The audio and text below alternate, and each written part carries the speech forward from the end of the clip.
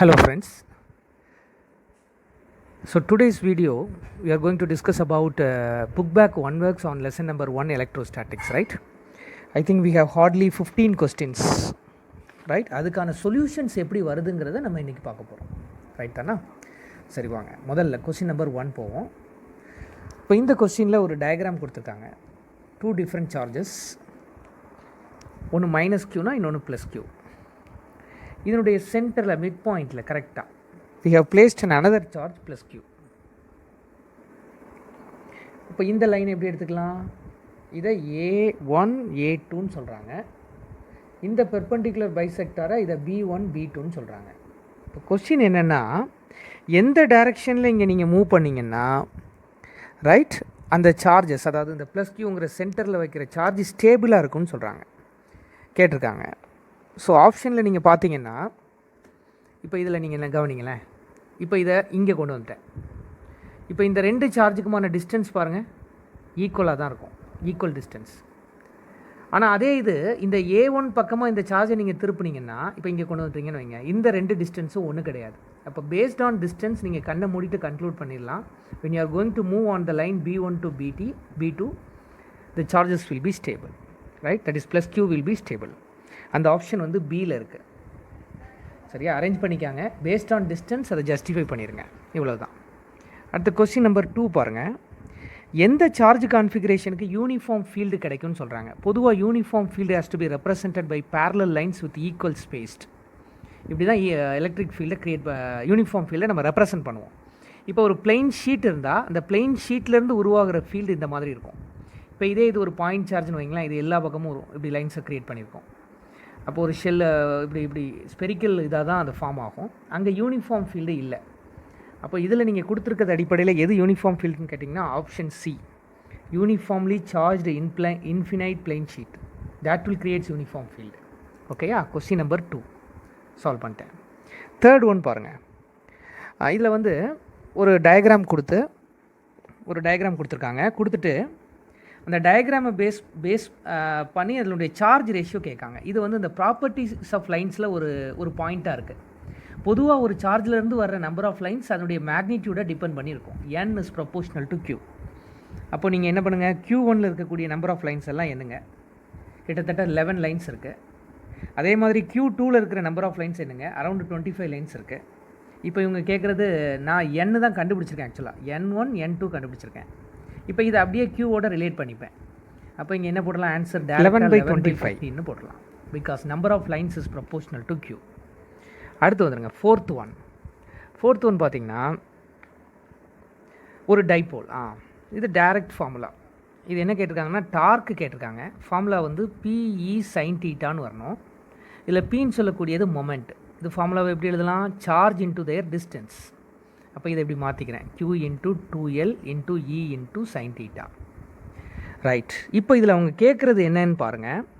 They asks to find the charge, க்யூவை கண்டுபிடிக்க சொல்கிறாங்க. அப்போ க்யூ வேணும்னா tau divided by 2L into E into sin θ. சரி, டவ் கொடுத்துருக்காங்களா?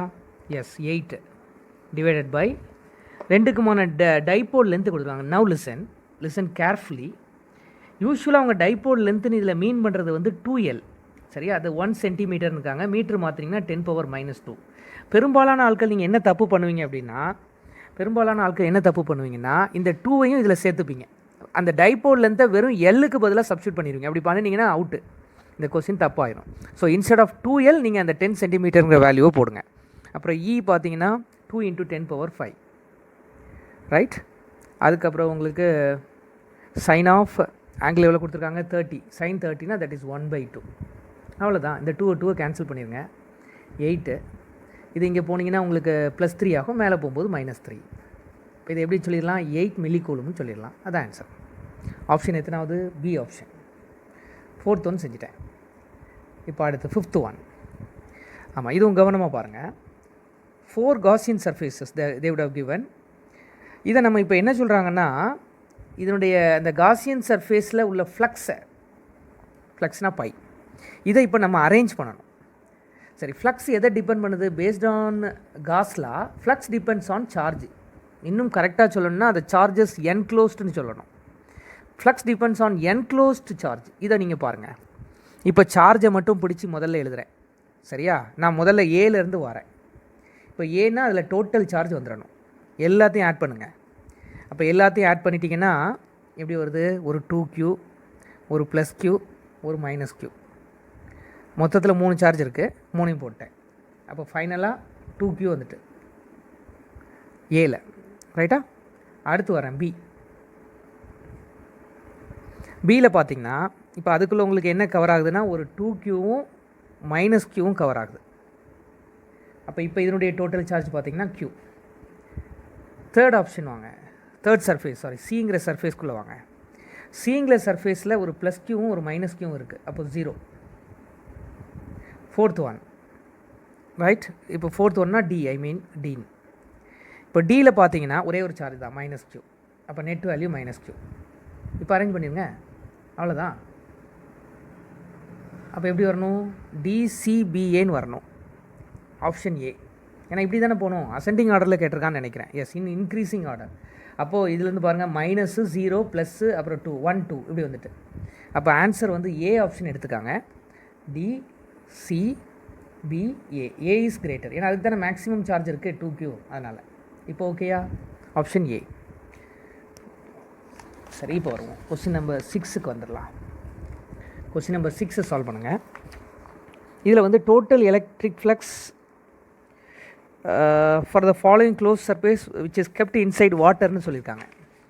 இப்போ தான் சொல்லி தந்தேன். Gauss law phi = Q/ε0. சரியா? இப்போ இது வேறு ஒரு மீடியத்தில் போகுது. அப்போ இந்த ஃபார்முலாவை எப்படி எழுதிடலாம்? எப்சலான்னு எழுதலாம். வாட்டர் மீடியத்தை நான் இங்கே மீன் பண்ணுறேன், அதனுடைய பெர்மிட்டிவிட்டியை. அப்போ இப்போ இதில் ரிலேட்டிவ் பெர்மிட்டிவிட்டி அடிப்படையில் எழுதுனா இப்படி எழுதிடலாம். இந்த எப்சலானை இப்படி மீன் பண்ணலாம். Because relative permittivity is ε/ε0. அப்போ எப்சலானை இப்படி கிராஸ் பண்ணி எழுதியிருக்கேன். சரி, இப்போ வாங்க. இல்லை கொஸ்டின் என்ன கொடுத்துருக்கான்? சார்ஜஸ் மொத்தம், அதில் சார்ஜஸை கவுண்ட் பண்ணுங்கள். டோட்டல் சார்ஜஸ் வேணுமே. -Q, ஒரு +Q, அப்போ ஒரு +2Q.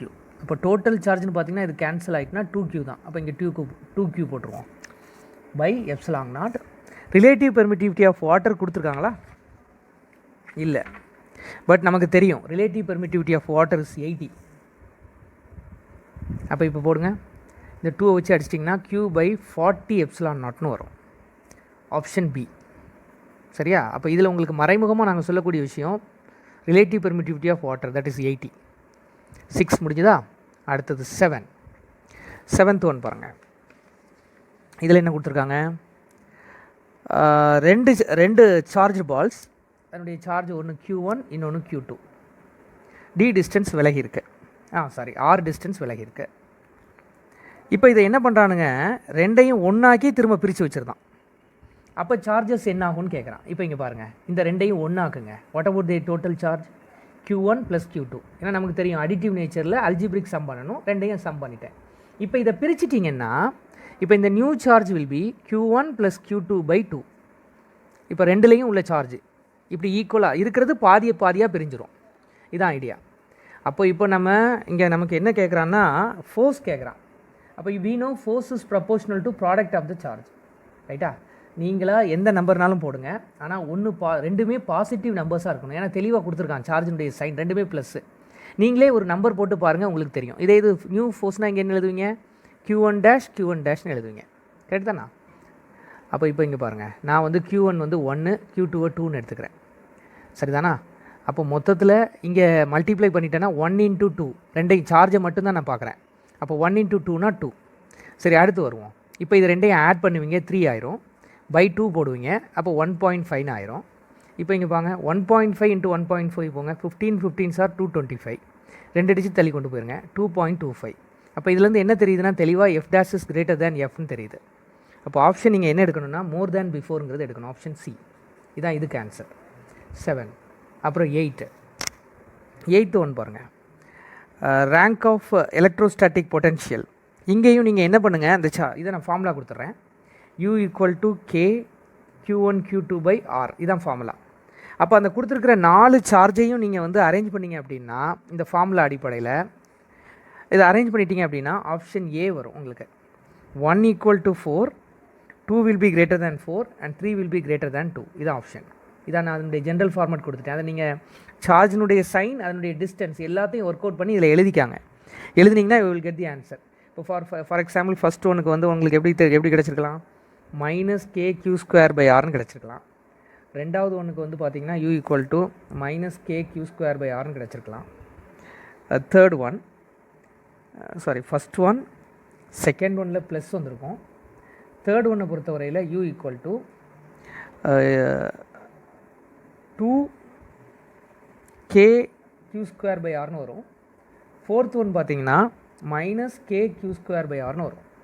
நான் சார்ஜ் அதனுடைய டிஸ்டன்ஸை பேஸ் பண்ணி நான் உங்களுக்கு சால்வ் பண்ணி சொல்லியிருக்கேன். அப்போ இந்த அரேஞ்ச்மெண்ட் ஆன்சர் வந்துடும் 8வது. அடுத்து நைன்த் ஒன் பொறுத்தவரையில் ஃபீல்டு கொடுத்துருக்காங்க. இதை எந்த ஃபார்மில் அடிப்படையில் போடணும்னு சொல்கிறேன். dv = -e × dx. இதில் போங்க. இதை இன்டெகிரேட் பண்ணிங்கன்னா உங்களுக்கு v கிடச்சிரும். ரைட்டா? இப்போ இங்கே நமக்கு வந்து edx தானே. இப்போ -10 கொடுத்துருக்காங்க. xdxை நீங்கள் இன்டெகிரேட் பண்ணணும். அப்போ இது எப்படி வந்துடும், x²/2ன்னு இன்டெகிரேட் ஆயிரும். லிமிட் என்னென்னு பார்த்தீங்கன்னா உங்களுக்கு 0 to 2. இப்போ சால்வ் பண்ணுங்கள், ஆன்சர் -20ன்னு வரும். இதான் அதனுடைய ஃபார்முலா. இங்கே இன்டெகிரேட் பண்ணணும். Ninth one. இப்போ இதில் என்ன கொடுத்துருக்காங்க அப்படின்னா, கொஸ்டின் நம்பர் 10ல் ஒரு ஷெல்லை கன்சிடர் பண்ணிவிட்டு, இதுதான் ஷெல். ஒரு ஷெல்லை கன்சிடர் பண்ணி நமக்கு வந்து ஒரு டயக்ராம் வரையணும் அது எதுக்குன்னா வோல்டேஜ் வித் ரெஸ்பெக்டிவ் ரேடியஸ். அப்போ எப்போதுமே இதில் ஒரு ரெஃபரன்ஸ் லைன் வரைவாங்க. இந்த ரெஃபரன்ஸ் லைன் எதை மீன் பண்ணுதுன்னா, நான் இதை இந்த ஸ்பியரோட ரிங் பண்ணுறேன் பாருங்கள், இதனுடைய சர்ஃபேஸை மீன் பண்ணுது. அப்போ இதை நீங்கள் அப்படியே ஒரு ஸ்பியராக கன்வெர்ட் பண்ணிக்காங்க. அப்போ உங்களுக்கு படம் ஈஸியாக புரியும். சரியா? பொதுவாக ஒரு ஸ்பெரிக்கல் ஷெல்லில் பொட்டென்ஷியல் இஸ் கான்ஸ்டன்ட். எல்லா இடத்துலையும் ஒரே வேல்யூ தான் இருக்கும். அது எவ்வளோன்னா q/4πε0r. சரியா? அப்போ இப்போ என்ன பண்ணிடுவோம், இது வரைக்கும் ஒரு ஸ்ட்ரைட் லைன் போட்டுருவோம். அப்படின்னா இது உள்ள எல்லா இடத்துலையும் ஒரே v வேல்யூ தான், கான்ஸ்டன்ட். அதுக்கப்புறம் நீங்கள் வெளியில் போனீங்கன்னா அது குறைஞ்சிட்டே போயிடும். ரைட்? இவ்வளோ தான். அப்போ இந்த மாதிரி கிராஃப் ரெப்ரசன்டேஷன் எதில் இருக்குது, ஆப்ஷன் பியில் இருக்குது. So option B is right. அடுத்து கொஸ்டின் நம்பர் 11 வந்துருங்க. 11ல் என்ன கொடுத்துருக்காங்கன்னா ஒர்க் டன் கண்டுபிடிக்க சொல்கிறாங்க. அப்போ ஒர்க் டனுக்கு ஃபார்முலா வந்து dv × qன்னு வரும். அப்போ இங்கே எந்த பாயிண்ட்டுக்கு இடையில் நம்ம பொட்டென்ஷியல் டிஃப்ரென்ஸ் கண்டுபிடிக்கிறோம், a and b × q போடுங்க. அப்போ இதை நீங்கள் சால்வ் பண்ணிட்டீங்கன்னா 7 -4 வந்து +4 ஆயிரும். இன்ட்டு சார்ஜ் வேல்யூ வந்து 50 எலக்ட்ரான்ஸ்னு கொடுத்துருக்காங்க. அப்போ இதை வந்து நம்ம க்யூவை NEன்னு மாற்றிக்காங்க. அப்போ NEனா இங்கே n வந்து 50 கொடுத்துருக்காங்க. EB 1.6 × 10⁻−19. அப்போ இன்ஸ்டெட் ஆஃப் q நீங்கள் என்ன போட்டோம்னா 50 × 1.6 × 10⁻−19 போட்டுருங்க. அப்போ ஓவராலாக சால்வ் பண்ணிட்டீங்கன்னா ஆன்சர் உங்களுக்கு வந்து 8.80 × 10⁻−17 ஜூல் வந்துடும். இது ஆன்சர். 11 ஓவர். அடுத்த கொஸ்டின் நம்பர் 12 பாருங்கள். இப்போ இதில் உங்களுக்கு கெப்பாசிட்டன்ஸை பேஸ் பண்ணி கொஸ்டின் போட்டிருக்கான். உங்களுக்கு தெரியும் கெப்பாசிட்டன்ஸில் charge is proportional to voltage. Right? But don't forget capacitance will be always independent of those two. Independent of எதெல்லாம், சார்ஜ் ஆஸ் வெல் பொட்டென்ஷியல். ரெண்டையும் டிபெண்ட் பண்ணவே பண்ணாது கெப்பாசிட்டன்ஸ். அப்போ இப்போ இங்கே என்ன பண்ணியிருக்கான்னா வியை டபுள் ஆகிறான். அப்போ சார்ஜும் டபுள் ஆகும், ஏன்னா டைரக்ட்லி ப்ரொபோஷ்னல்ல. But varies capacitance remains unchanged. அப்போ இதுக்கு ஆன்சர் பார்த்திங்கன்னா சி வரணும். Right? C remains same, q doubled. அடுத்த கொஸ்டின் நம்பர் 13 பாருங்கள். 13ல் ஒரு பேரலல் பிளேட் கெப்பாசிட்டர் கொடுத்து அதில் வந்து என்ன கொஸ்டின் பண்ணியிருக்காங்க அப்படின்னா டிஸ்டன்ஸ் டபுள் ஆனால் ரைட் எந்த ஃபேக்டர் மாறும்னு கேட்குறாங்க. டிஸ்டன்ஸ் டபுள் ஆனால் விச் குவான்டிட்டி வில் சேஞ்ச், இதுதான் கொஸ்டின். அப்போ நான் என்ன பண்ணுறேன், எனர்ஜி டென்சிட்டிக்கான ஃபார்முலாவை எடுக்கிறேன். எனர்ஜி டென்சிட்டினா எனர்ஜி பை வால்யூம். இதுக்கு ஃபார்முலா வந்து ½ E². ரைட்டா? ரைட். இப்போ ஜென்ரலாக நீங்கள் வந்து இதில் நீங்கள் கெப்பாசிட்டன்ஸ்க்கு ஃபார்முலா பார்த்தீங்கன்னா q/v தான். அப்போ CQV எல்லாம் விட்டுருங்க. ரைட்? இப்போ இதில் எனர்ஜி டென்சிட்டியை எடுத்து பார்ப்போம். இதில் அந்த டிங்கிற ஃபேக்டர் வருதான்னு பார்ப்போம். வரும். இப்போ இதில் பார்த்தீங்கன்னா E வந்து v/dன்னு மாற்றிக்கலாம். அப்போ இங்கே எனர்ஜி டென்சிட்டி தான் டிஸ்டன்ஸால் அஃபெக்ட் ஆகிற ஃபேக்டர். சரிதானா? அப்போ ஆப்ஷன் டி இதிலேருந்து எடுத்துருங்க. இதாக இருக்குது ஃபார்முலா. மற்றதெல்லாம் இண்டிபெண்ட். அப்புறம் கொஸ்டின் நம்பர் 14 வாங்க. 3 capacitors are connected in triangle. What is the equivalent கெப்பாசிட்டன்ஸ்னு கேட்டிருக்காங்க. அப்போ எந்த ரெண்டுக்கு இடையிலன்னு பார்த்துக்காங்க. அப்போ end is between A and C, A and சிக்கு இடையில. ஓகேயா? இப்போ ஏக்கு அண்ட் சிக்கு இடையில உள்ளக்கூடிய கெப்பாசிட்டன்ஸ் எவ்வளவு? 1 மைக்ரோஃபெராட். அப்போ மற்ற ரெண்டும் அங்கே சீரீஸ்னு அர்த்தம். மற்ற ரெண்டும் எதெல்லாம்? ஒன்று 2, இன்னொன்று 2, ரெண்டும் ஒரே வேல்யூ. அப்போ சீரீஸில் என்ன ஃபார்முலானா C/N. அப்போ 2/2ன்னு போட்டுருங்க, 1 மைக்ரோஃபெராட். இப்போ இதை அடுத்த கட்டம் வரைஞ்சோன்னா 2 கெப்பாசிட்டராக வரைஞ்சிடலாம். Both are in parallel. சிபிக்கு ஃபார்முலா N இன்ட்டு சி. அப்போ 2 × 1, 2 மைக்ரோஃபெராட் வரணும். இதுதான் net value. Answer is B. ஓகேயா? 14 போட்டாச்சு. இப்போ ஃபைனலாக 15th ஒன் வேணும். 15th one, last one. இப்போ இதில் ரெண்டு சார்ஜ்டு ஸ்பியர் கொடுத்துருக்காங்க. அப்போ ரெண்டுக்கும் சார்ஜும் வேறு, ரேடியஸும் வேறு. சரி, இங்கே வாங்க. அப்போ இதுக்கு பொட்டென்ஷியல் எழுதுனா எப்படி எழுதுவேன்? Q1/R1ன்னு சொல்லுவேன். இங்கே Q1 எவ்வளோ கொடுத்துருக்காங்கன்னா -1 × 10⁻², -2/1 சென்டிமீட்டர். அப்போ 1 × 10⁻².